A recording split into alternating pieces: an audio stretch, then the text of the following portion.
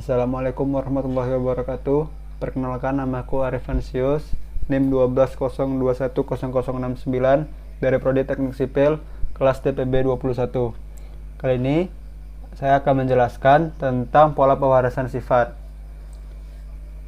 Oke, capaian pembelajaran kita pada video kali ini ialah yang pertama, bentuk garis rambut di atas dahi apakah membentuk garis V atau tidak. Yang kedua, lobus telinga apakah melekat atau bebas. Yang ketiga, mengamati kedua sifat tersebut pada anggota keluarga yang lain. Selanjutnya, apa sih faktor yang mendasari penurunan sifat itu? Ternyata, faktor yang mendasari penurunan sifat itu ialah DNA. Kemudian kita lanjut ke daftar isi video kita kali ini. Yang pertama ialah pendahuluan. Di dalam pendahuluan itu kita akan mengenal tentang hukum Mendel. Yang kedua ialah penurunan sifat. Untuk mengamati penurunan sifat.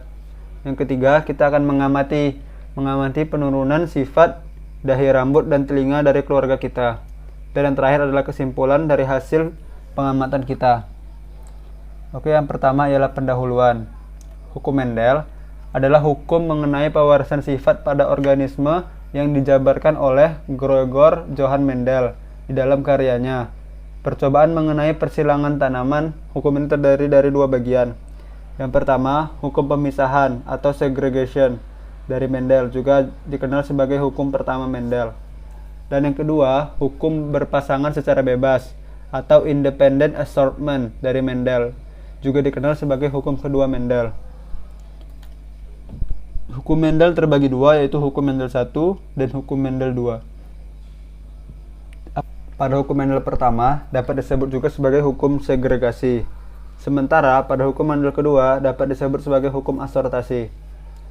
Hukum pertama Mendel menyatakan bahwa selama meiosis, dua anggota dari setiap pasangan alel yang dimiliki oleh individu menjadi gamet yang berbeda.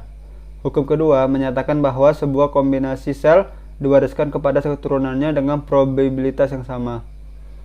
Kemudian pada hukum Mendel pertama menjelaskan perilaku oleh semua kromosom. Sedangkan pada hukum Mendel kedua menjelaskan perilaku kromosom non-homolog. Sekarang kita lanjut ke yang kedua, yaitu penurunan sifat. Penurunan sifat itu dapat bermacam-macam. Nah, ini saya rangkum contohnya. Tingkat kolesterol yang tinggi. Kemudian ada buta warna, penyakit diabetes, mata rabun, dan juga nanti ada bila kita akan mengamati tentang dahi, rambut, dan juga telinga. Sekarang adalah bagian pengamatan atau bagian ketiga. Yang akan kita amati pertama ialah dahi, rambut. Apakah dahi, rambut orang keluarga saya memiliki bentuk V atau tidak? Kemudian yang akan kita amati ialah telinga. Telinga keluarga saya apakah melekat ataupun bebas?